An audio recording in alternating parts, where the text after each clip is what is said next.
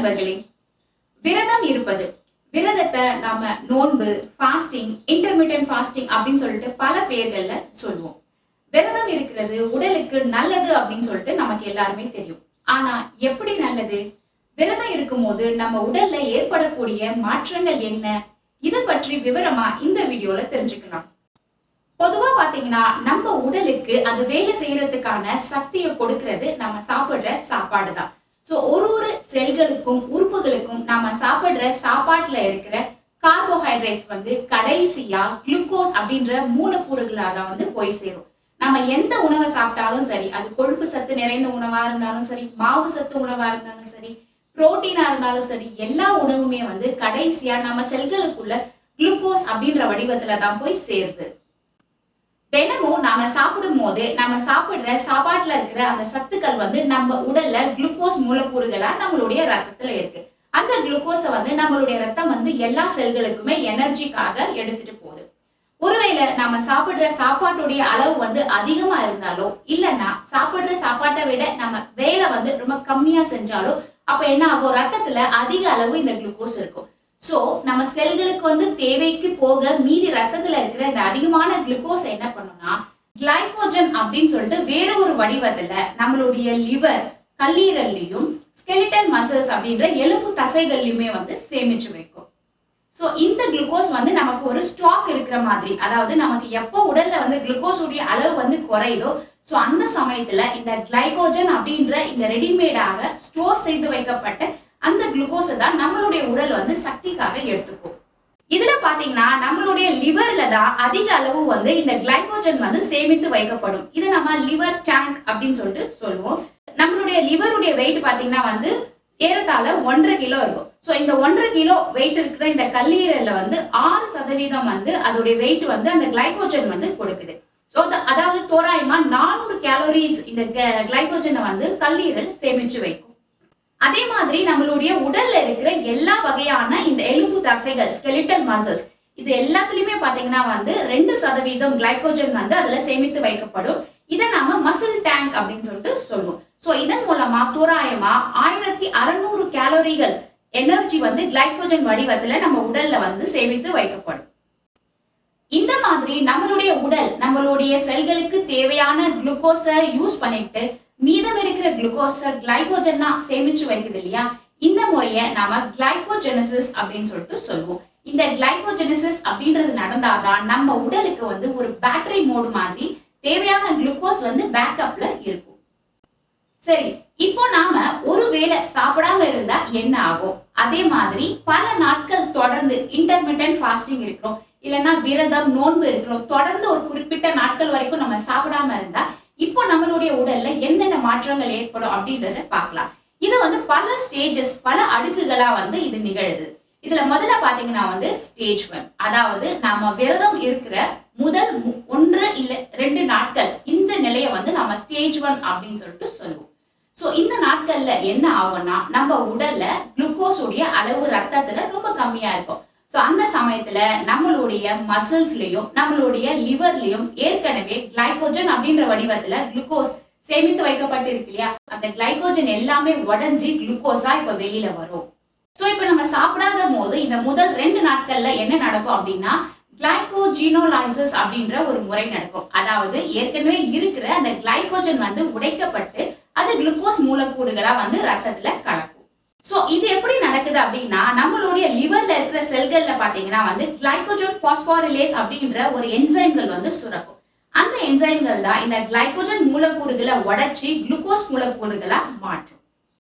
So இப்போ கல்லீரல்ல சேமித்து வைக்கப்பட்ட அந்த கிளைகோஜன் உடைஞ்சி ரத்தத்துல குளுக்கோஸ் அதிக அளவுல கலக்கும். சோ அந்த குளுக்கோஸ் தான் நம்மளுடைய மூளைக்கும், நம்மளுடைய நுரையீரல், ஹார்ட், கிட்னி, இந்த மாதிரி எல்லா முக்கியமான உறுப்புகளுக்கும் சக்தி கொடுக்கறதுக்காக போகும்.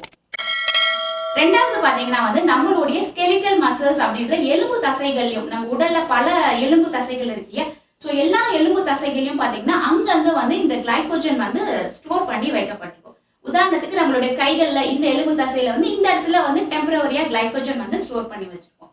சோ நம்ம சாப்பிடாம இருக்கும்போது என்ன ஆகும்னா இந்த இடத்துலயும் கிளைகோஜினோலைசிஸ் நடக்கும். இங்க இருக்கிற அந்த கிளைகோஜன் மூலக்கூறுகளும் உடைக்கப்பட்டு டக்குன்னு அது குளுக்கோஸ் மூலக்கூறுகளா மாறும். ஸோ அப்போ நம்மளுடைய கைகள் வேலை செய்யறதுக்கோ, கால்கள் வேலை செய்யறதுக்கோ, நம்மளுடைய எலும்பு தசைகள் எல்லாமே வேலை செய்யறதுக்கோ அந்தந்த இடத்துல தேக்கி வைக்கப்பட்ட அந்தந்த கிளைகோஜன் வந்து உபயோகமா இருக்கும்.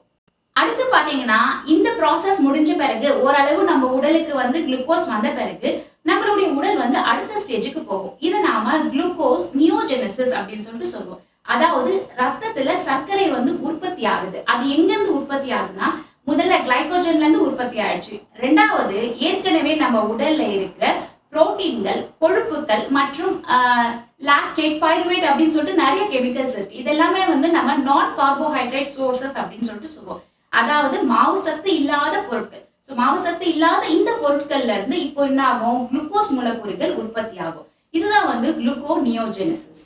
ஸோ இந்த மாதிரி கிளைகோஜீனோலைசிஸும் குளுக்கோ நியோஜெனிசிஸும் இந்த ரெண்டு ப்ராசஸும் பார்த்தீங்கன்னா நம்ம விரதம் இருக்கிற இந்த முதல் 2 நாட்கள்ல நம்மளுடைய உடல்ல ஏற்படும். ஸோ இந்த நிகழ்வுகள் நடக்கிறதுனால நம்மளுடைய இந்த மெட்டபாலிக் ரேட் அப்படின்றது குறையும். ஸோ அதனால நம்மளுக்கு வந்து பிளட் ப்ரெஷரும் குறையும், ஹார்ட் ரேட்டுமே வந்து குறையும். அதனால நமக்கு ரொம்ப டயர்டா வந்து ஃபீல் ஆகும். ஸோ இந்த முதல் 2 நாட்கள் பார்த்தீங்கன்னா வந்து நமக்கு ஹங்கர் பேன்ஸ் அப்படின்ற இந்த பசி தூண்டுதல் வந்து அதிகமா இருக்கும். ஸோ இந்த நிலையை நம்ம தாக்குப்பிடிச்சு அடுத்த ஸ்டேஜுக்கு நம்மளுடைய உடலை வந்து கொண்டு போனா இதோடைய வந்து பலன்கள் வந்து ரொம்ப அதிகமா இருக்கும்.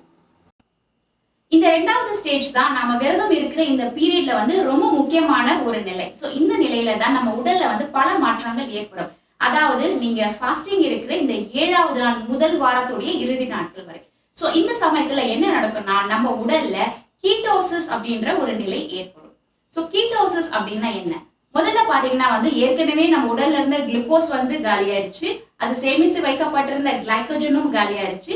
அப்புறமா வந்து உடல்ல இருந்த இந்த நான் கார்போஹைட்ரேட் சோர்சஸ், மாவு சத்து இல்லாத பொருட்கள், இதுல இருக்கிற இந்த குளுக்கோஸுமே வந்து உடைத்து செல்கள் வந்து எடுத்துருச்சு. ஸோ கடைசியா நம்மளுடைய உடலுக்கு போற அடுத்த ஸ்டேஜ் தான் வந்து இந்த கீட்டோசிஸ். கீட்டோசிஸ் அப்படின்னா என்னன்னா, இந்த நிலையில நம்மளுடைய உடலுக்கு வந்து கண்டினியூஸா குளுக்கோஸ் தேவை. முக்கியமா நம்மளுடைய பிரெயினுக்கு வந்து குளுக்கோஸ் இல்லாம அதனால இயங்கவே முடியாது.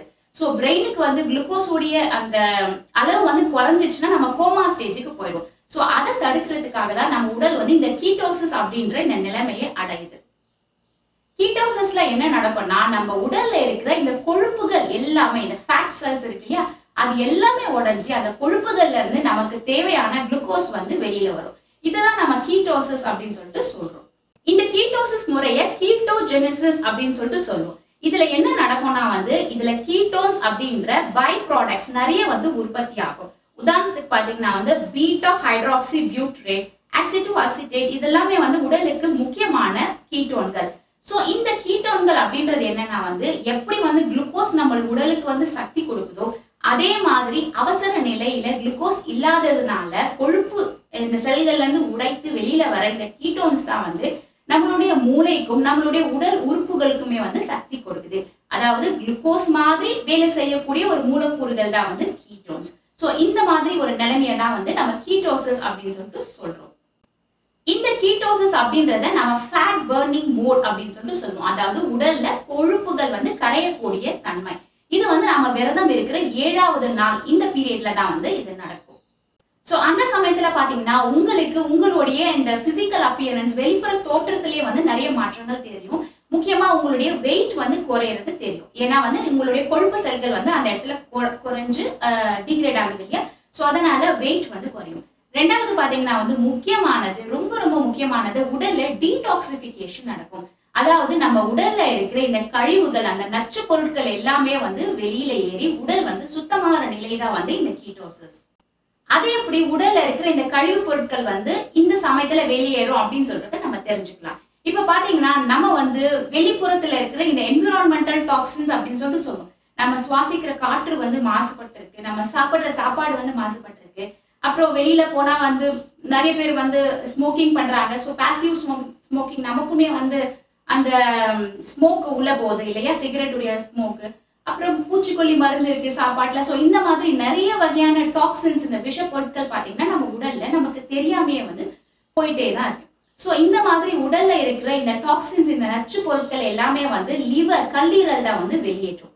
ஸோ டெய்லி வந்து ஒரு குறிப்பிட்ட அளவு தான் அது வந்து வேலை செய்யும். அதன் பிறகு அதனால ஒரு அந்த பகுதியை வந்து அதுக்கு மேல கிளீன் பண்ண முடியலன்னா அந்த டாக்ஸின்ஸ் எல்லாமே என்ன பண்ணும்னா நம்மளுடைய கல்லீரல் வந்து அதோடைய பகுதியில வந்து கொழுப்பு செல்கள்ல வந்து சேமிச்சு வச்சுக்கும். ஓகே, அதாவது இந்த டாக்ஸின்ஸ் இந்த விஷ பொருட்களை வந்து கொழுப்பு செல்களோட ஒன்னா சேர்ந்து அதை வந்து ஃபேட் டெபாசிஷனா வந்து கல்லீரல் வந்து வச்சுக்கும். ஸோ இப்போ இந்த கீட்டோசிஸ்ல என்ன நடக்குது, கீட்டோசிஸ்ல உடல்ல இருக்கிற இந்த கொழுப்புகள் எல்லாமே வந்து கரைந்து வெளியில வருது இல்லையா. ஸோ அந்த சமயத்துல அந்த கொழுப்புகளோட சேர்ந்து இருக்கிற அந்த டாக்ஸின்ஸுமே வந்து கரைஞ்சி பிளட் ஸ்ட்ரீம்ல ரத்த ஓட்டத்துல கலந்து வரும். அது வந்து நம்மளுடைய யூரின் வழியாகவும் வேர்வை வழியாகவும் மலம் வழியாகவும் அது வந்து ரத்தத்துல இருந்து வெளியில வந்துடும். ஸோ இந்த மாதிரி உடல் வந்து சுத்திகரிக்கக்கூடிய இந்த நிலை தான் வந்து இந்த கீட்டோசிஸ். இது நாம விரதம் இருக்கிற 7வது நாட்கள் அந்த முதல் வாரத்துடைய அந்த எண்ட் பீரியட்ல வந்து இது நடக்கும். ஸோ இந்த மாதிரி உடல்ல இருந்து கழிவுகள் வந்து வெளியில ரிலீஸ் ஆகிறதுனால நமக்கு என்ன ஆகும்னா வந்து சில பேருக்கு தலை சுற்றல், குமட்டல், வாந்தி கூட ஏற்படும், ரொம்ப டயர்டா இருக்கும், உடல் வலி ஏற்படும், ஸ்கின்ல வந்து இரிட்டேஷன், மூட் சேஞ்சஸ், இந்த மாதிரியான நிறைய சிம்டம்ஸ் அறிகுறிகள் ஏற்படும். இது வந்து ரொம்ப சாதாரணமானதுதான். இது நம்ம ஜாரிஷ் ஹெக்ஸீமியா ரியாக்ஷன் அப்படின்னு சொல்லிட்டு சொல்லுவோம். அதாவது உடல்ல இருந்து கழிவுகள் வெளியில போறதுனால அது ரத்தத்துல கலந்து அதுக்கப்புறம் தானே வெளியில வருது. ஸோ அதனால ஏற்படக்கூடிய இது வந்து ஒரு சைடு எஃபெக்ட்ஸ். ஸோ இந்த ஸ்டேஜ் நடந்துச்சுன்னா அப்போ நம்ம வந்து உண்மையிலே சந்தோஷப்படணும். ஏன்னா நம்மளுடைய உடல்ல கழிவுகள் வந்து வெளியேறுது அப்படின்னு சொல்லி அர்த்தம். இந்த மாதிரி இந்த கீட்டோசிஸ் நடக்கும் போது பாத்தீங்கன்னா வந்து இந்த நோன்பு இருக்கிறாங்க இல்லையா, ஸோ அவங்களுடைய வாயில இருந்து ஒரு துர்நாற்றம், ஒரு மைல்டா ஒரு ஸ்மெல் வரும். ஸோ அந்த வாசனை வந்து நம்ம பேட் பிரீத் அப்படின்னு சொல்லிட்டு சொல்லுவோம். இது ஏன் ஏற்படுது அப்படின்னா வந்து இந்த கீட்டோசிஸ் நடக்குது இல்லையா, இந்த கீட்டோன் பாடிஸ், இந்த விதமான இந்த கெமிக்கல்ஸ் வந்து உடல்ல இருந்து ரிலீஸ் ஆகுது இல்லையா, ஸோ அதன் மூலமா உருவாகக்கூடிய அந்த வாசனை தான் அது. ஸோ இந்த மாதிரி ஒரு பேட் பிரீத் உங்களுக்கு ஏற்பட ஆரம்பிச்சிச்சுன்னா அப்போ வந்து நீங்க கண்டுபிடிச்சிடலாம் உங்களுடைய உடல் வந்து தன்னைத்தானே சுத்திகரித்து கொண்டிருக்கு, நீங்க வந்து இந்த கீட்டோசிஸ் அப்படின்ற நிலையில இருக்கிறீங்க அப்படின்னு சொல்லி நீங்க புரிஞ்சுக்கலாம். அடுத்து பாத்தீங்கன்னா ஸ்டேஜ் 3. இப்போ விரதம் இருக்கிற 2வது வாரம் 8 நாட்கள்ல இருந்து 15 நாட்கள் வரை இது நாம ஸ்டேஜ் 3 அப்படின்னு சொல்லிட்டு சொல்லுவோம். ஸோ இந்த நிலைமையில நம்மளுடைய உடல் என்ன ஆகும், இந்த விரதம் மோடுக்கு வந்து அப்படியே வந்து அகாமடேட் ஆயிடும். ஸோ நீங்க ஃபாஸ்டிங் இருக்கிறத வந்து உங்களுடைய உடல் வந்து கம்ப்ளீட்டா ஏத்துக்கும். ஸோ இந்த சமயத்துல உங்களுக்கு எந்த விதமான உடல் உபாதைகளும் எதுவுமே ஏற்படாது. உங்களுடைய மூடும் சரி, உங்களுடைய உடலும் சரி ரொம்ப ஆரோக்கியமா இருக்கும். இந்த ஸ்டேஜை நம்ம ஹீலிங் மோட் அப்படின்னு சொல்லிட்டு சொல்லுவோம். அதாவது உடல் வந்து குணமடைந்த நிலை. ஸோ இந்த நிலையில பாத்தீங்கன்னா நீங்க ரொம்ப எனர்ஜெட்டிக்கா ஃபீல் பண்ணுவீங்க. நீங்க விரதம் இருக்கிறதுனால உங்களுடைய உடல் வந்து ரொம்ப எனர்ஜெட்டிக்கா இருக்கும். இதுதான் வந்து 3வது நிலை. 4வது நிலை வந்து ஸ்டேஜ் 4. இது வந்து எக்ஸ்டெண்டட் ஹீலிங் ப்ராசஸ். அதாவது நீங்க விரதம் இருக்கிற 15வது நாள்ல இருந்து எத்தனை நாள் வரைக்கும் இருக்கிறீங்களோ, 20 நாள் 30 நாள் எத்தனை நாள் வரைக்கும் இருக்கணுமோ இதை வந்து நம்ம எக்ஸ்டெண்டட் ஹீலிங் ஸ்டேஜ் அப்படின்னு சொல்லிட்டு சொல்லுவோம். இந்த நிலைமையில கம்ப்ளீட்டா உங்களுடைய உடல் வந்து பியூரிஃபிகேஷன் தன்னைத்தானே வந்து மறுசுழற்சி செஞ்சுட்டு ரெடியா இருக்கும். உங்களுடைய உடல்ல ஜீரணம் இது எல்லாமே வந்து ரொம்ப சீரா வந்து நடக்கும். இதுதான் வந்து எக்ஸ்டெண்டட் ஹீலிங் ஸ்டேஜ். ஸோ இப்போ நாம விரதம் இருக்கிறதுனால உடல்ல என்னெல்லாம் நடக்கும் அப்படின்றத ஷார்ட்டா பார்க்கலாம்.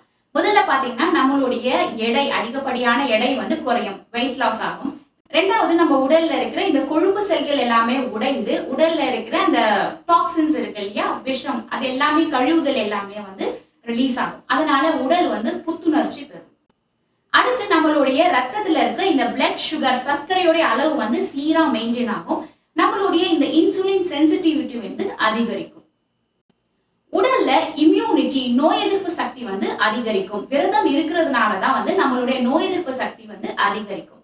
ஸோ இப்போ பார்த்தீங்கன்னா விலங்குகள் எல்லாமே வந்து அதற்கு உடல்நிலை சரியில்லைன்னா அப்போ வந்து விலங்குகள் வந்து சாப்பிடாது. எந்த அனிமல்ஸுமே வந்து உடம்பு சரியில்லை அப்படின்னு பார்த்தீங்கன்னா வந்து சாப்பிடாது. அப்படியே வந்து அந்த அமைதியா ரெஸ்டா தூங்கிட்டு தான் இருக்கும். ஏன்னா அமைதியா அந்த ரெஸ்டிங் ஸ்டேஜ்ல சாப்பிடாம இருக்கும் போது தான் என்ன ஆகணும், நம்மளுடைய நோய் எதிர்ப்பு சக்தி வந்து அதிகரிக்கும். ஆனா மனிதன் மட்டும்தான் வந்து உடம்பு சரியில்லைன்னா வந்து இன்னும் அதிகமா சாப்பிடுவான். எப்பவுமே வந்து சாப்பிட்டுட்டே இருக்கிறது மனுஷன் மட்டும்தான். ஸோ இந்த மாதிரி இம்யூனிட்டி, நோய் எதிர்ப்பு சக்தி அதிகரிக்கணும்னா நம்ம வந்து சாப்பாட்டை கம்மியா சாப்பிடணும், இல்லைன்னா இந்த ஃபாஸ்டிங் அப்படின்ற முறையை வந்து கடைபிடிக்கணும். அடுத்து வயதாகிறது வந்து தள்ளி போகும். ஸோ எப்பவுமே வந்து நம்ம நீண்ட நாட்கள் வந்து இளமையா இருக்கலாம் விரதம் இருக்கிறதுனால. விரதம் இருக்கிறதுனால முக்கியமா நம்மளுடைய மூளைக்கு நிறைய விதமான நன்மைகள் ஏற்படுது.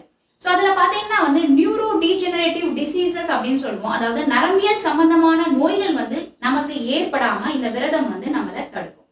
அதே மாதிரி மூளை வந்து சுறுசுறுப்பா இயங்குவதற்காகவும், மூளையில பாத்தீங்கன்னா வந்து விரதம் இருக்கும் போது அந்த சமயத்துல brain derived neurotrophic factor BDNF அப்படின்னு சொல்லுவோம். இந்த மாதிரி ஒரு கெமிக்கல் வந்து உற்பத்தி ஆகும். ஸோ இது என்ன பண்ணோம்னா வந்து இந்த மூளையில இருக்கிற இந்த ஸ்டெம் செல்ஸ் வளர்ச்சி வந்து அதிகமாக தூண்டிவிடும். ஸோ அப்போ வந்து நியூரான்கள் வந்து அதிகப்படியா புதுசா வந்து உற்பத்தி ஆகும். ஸோ அதனால நமக்கு வந்து அல்சீமர் அப்படின்ற இந்த மறதி நோய், பார்க்கின்சன்ஸ் அப்படின்ற முடக்குவாதம், இந்த மாதிரியான நோய்கள் வந்து ஏற்படாம இருக்கும். நம்மளுடைய தோள்கள் வந்து புத்துணர்ச்சி அடையும். ஏன்னா ஸ்கின்ஸ்ல இருக்கிற அதுக்கு அடியில இருக்கிற அந்த டாக்ஸின்ஸ், விஷ கழிவுகள் எல்லாமே வந்து நீங்கிட்டதுனால தோல் வந்து ரொம்ப புத்துணர்ச்சி அடையும். இதய நோய்கள் வராம தடுக்கும். ஸோ இதுல பாத்தீங்கன்னா ரொம்ப முக்கியமானது, நம்ம ஒரு 15 நாட்கள் தொடர்ந்து விரதம் இருக்கிறோம் அப்படின்னா நம்மளுடைய உடல் வந்து புத்துணர்ச்சி பெற்று தன்னைத்தானே வந்து மறுசீரமைப்பு வந்து செஞ்சுக்குது. ஸோ இந்த சமயத்துல நம்ம என்ன வகையான உணவு வந்து சாப்பிடுறோம் அப்படின்றது ரொம்ப முக்கியம். ஸோ வந்து இந்த டாக்ஸின்ஸ் வந்து வெளியேறதுனால, கழிவு பொருட்கள் வெளியேறதுனால நம்ம அதிகப்படியான தண்ணீரை வந்து குடிக்கணும். ஸோ விரதத்தை முடிக்கும் போது நிறைய தண்ணீர் வந்து குடிக்கணும். அப்ப நம்ம ஈஸியா வந்து நம்ம பாடியில இருந்து இந்த டாக்ஸின்ஸ் வெளியேறதுக்கு அது வந்து உதவி செய்யும். நிறைய ஃப்ரூட்ஸ், வெஜிடபிள்ஸ், காய்கறிகள், இந்த மாதிரியான சத்தான ஆகாரங்களை சாப்பிடணும். எண்ணெய் பொருட்களை வந்து குறைச்சிக்கணும். ஸோ இந்த மாதிரி நம்ம வந்து என்ன சாப்பிடுறோம் விரதம் இருக்கும் போது, அதை முடிக்கும் போது அப்படின்றதுமே வந்து ரொம்ப முக்கியம். ஸோ அப்பதான் நம்மளுடைய உடல் வந்து கம்ப்ளீட்டா தன்னைத்தான சீரமைச்சதுக்கான முழு பலனுமே வந்து கிடைக்கும். ஸோ இந்த வீடியோ உங்களுக்கு பிடிச்சிருந்தா லைக் பண்ணுங்க. இது போல மேலும் பல தகவல்கள் தெரிஞ்சுக்கணும்னா நம்ம சேனலான சயின்ஸ் இன்சைட்ஸ்க்கு சப்ஸ்கிரைப் பண்ணுங்க. நன்றி, வணக்கம்.